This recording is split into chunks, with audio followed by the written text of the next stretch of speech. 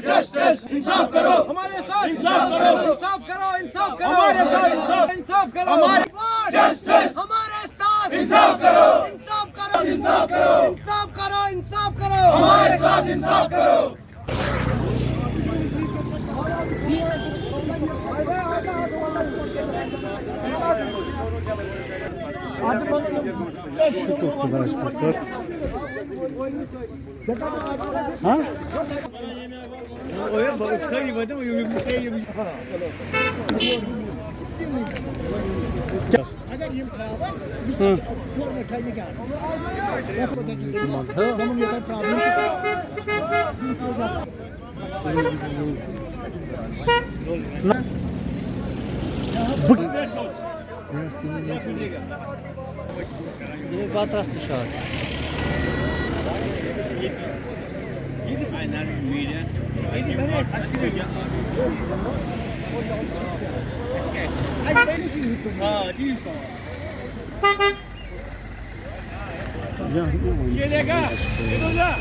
Ya ne var bu sefer?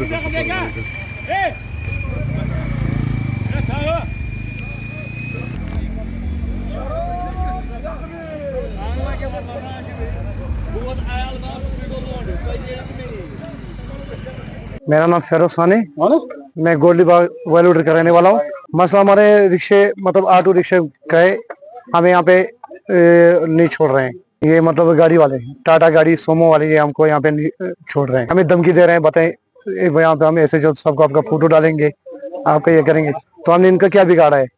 ये भी रोजी रोटी कमाते हैं, हम भी रोजी रोटी कमाते हैं, तो ये लोग हमें धमकी दे रहे हैं। ये बोलते हैं हम आप उनको रिक्शे के ये तवेरे के नीचे करेंगे। जब इनका राज है तो फिर हमको ऑटो साहब हमारे कोई भी निकाले कि हम क्या करें रिक्शे को, या तो हमें पेट्रोल दे, हमें आग डालेंगे, इसको जलाएंगे, और क्या करें? और हमारे पास और कोई गुजारा है नहीं से बगैर। हम चलते रुपए 300-400 रुपए दिन को कमाते हैं, उससे 300 रुपए दिन का बैंक वालों को चढ़ते हैं। जब ऑटो साहब को पता था कि ये ट्रांसपोर्ट यहाँ पे नहीं चलेगा तो फिर हमको क्यों रिक्शा दे दी? हम चाहते हैं कि हम जहाँ चलते थे वहाँ पे वैसे चलना चाहिए। हमारे 2 ऑटो वहाँ पे लगते हैं, उन 2 ऑटो को वहाँ पे छोड़ दीजिए, वो जब 2 निकलेंगे और 2 आएंगे, हम वहाँ पे भीड़ नहीं बनाएंगे। मैं मोहम्मद बाबा गांधरबल से, मैं बुदरकुंड से हूँ। और अभी मैं कल से देख रहा था इस मसले को, जो ऑटो स्टेशन का जो मसला कल से उठा है। अफसोसनाक चीज़ है ये, क्योंकि इन ऑटो वालों ने, जितने भी मेरे भाई हैं, पढ़े लिखे हैं और कुछ बेचारे बेरोजगार बैठे थे। अब इन्होंने कहीं ने किसी ने सोना बेचा है, किसी ने जमीन बेची है, किसी ने लोन निकाला। ऑलमोस्ट मुझे लगता है 95% 99% ऑटो वाले जो लोन पे चल रहे हैं। लेकिन कल से एडमिनिस्ट्रेशन थोड़ा सा ठीक है, उनका भी है देखना है कि रोड कैसे क्लियर रहेगा या बाकी चीजें कैसे क्लियर रहेंगी।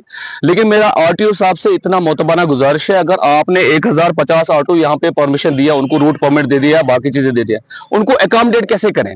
या तो आप लोगों को अगर रोजगार का या बाकी लोगों का देखना चाहिए, सोमो वाले या गाड़ी वाले का देखना, तो फिर इतने ऑटोज को परमिशन नहीं देना चाहिए था। अब मुझे बोलिए, बुदरकुंड में जो ऑटो में चढ़ेगा, वो गिराज तक ऑटो में चढ़ेगा, वहां से 20 रुपए देकर फिर आगे कैसे ट्रेवल करेगा? वो 20 रुपए तब देगा मुझे सहूलियत पहुंचे, मैं गांधरबल जल्द से पहुंच जाऊं, या दूसरे रूट वाला तुलमुला रूट वाला वो कहता है मैं गांधरबल पहुंच जाऊं। अगर हम उसको मोहतात करेंगे एक लिमिटेड एरिया तक, तो उसका फेयर बढ़ेगा, तो इसका इफेक्ट एक तो पब्लिक पे भी पड़ेगा और दूसरा इन लोगों पे पड़ेगा।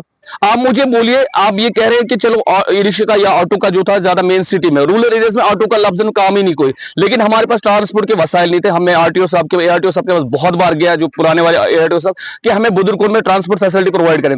लेकिन अब वहां के नौजवानों ने एक रास्ता चुना बेरोजगार बैठ के, कि नहीं हम लोग ऑटो इसमें आए, ट्रांसपोर्ट लाइन में आए। अब उन्होंने लोन निकाल के, बाकी चीजें निकाल के एक दूसरे लाइन में आ गए। अब देखना पड़ेगा, डिस्ट्रिक्ट एडमिनिस्ट्रेशन को, डीसी साहब को इसमें इन्वॉल्वमेंट करनी चाहिए। हमारे यहाँ पे बहुत अच्छे ऑफिसर हैं, एसएसपी साहब, उनको भी इसमें इन्वॉल्वमेंट करनी चाहिए, और एक जेन्युइन, एक जामिया एक प्रोग्राम देना चाहिए, ताकि जिसमें ऑटो वाले भी सेट्स में हो, सोमो वाले भी सेट्स में, और दूसरे ट्रांसपोर्ट भी सेट्स में।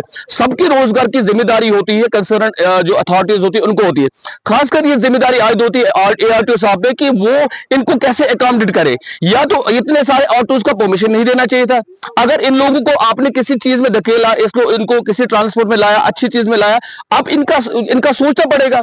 अभी 3 दिन से बेरोजगार बैठे हैं, प्रेशर है, जो लाइन ऑर्डर पे भी प्रेशर है कि यहाँ पे जी जाम होता है या भोग भाग चीजें, लेकिन कल अगर इन्होंने एक अच्छा जो गाइडलाइंस मिली थी इनको कल उस पे फॉलो किया, लेकिन आज दूसरे लोग आगे इनके साथ गाली गलौज किया और मारपीट पे उतर आए, जो चीज ठीक नहीं है। अगर इनको कल कुछ गाइडलाइंस मिले थे एडमिनिस्ट्रेशन की तरफ से, इन्होंने उनको फॉलो किया। ये यहाँ पे बैठेंगे, 2 ऑटो लगाएंगे वहां पे, और जब ऑटो वहां से एक बंदा कॉल करेगा जो इनको ऑपरेट करेगा वहां पे कि भाई ऑटो यहाँ पे कोई नहीं, आप एक ऑटो, वहां पे जैमिंग नहीं होगी। ठीक है, एडमिनिस्ट्रेशन ने एक अच्छा कदम उठाया, लेकिन अब देखना पड़ेगा कि इनको कैसे अकोमोडेट करेगा।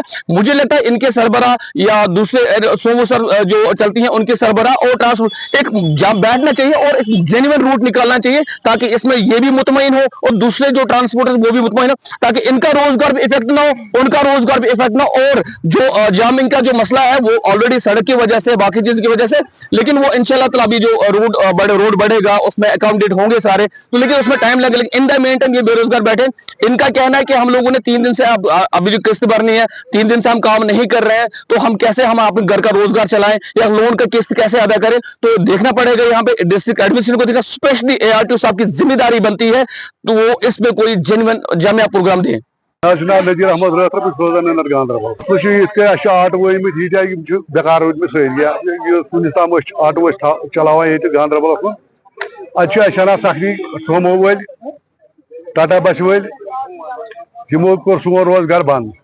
सारी आटो वल गरीब गुजारा कह लोनस पे द्राम आटो मे पानस लोन 4-5 लाख रुपये, मगर लोन तक बराबर गसान कहें हीत हेवान दपान ये ट्रैफिक जाम गसान ये क्या गसान टाटा गाड़ी वाली करान ट्रैफिक जाम सोमो अड मज हुत बेहान सवार भरने सह करान जाम खालान आटो वालन हंद बोजान कहें बड़ बड़ रसूख वालन हंद यूनियन रसूख यहद बोजान सोन बोजान कहें नतीज नीरान सारी गरीब आटो वाल यहद बोजान कहें। मकसद गए इत आटो चलान ये पे रूटन तो गुजार तक पकन।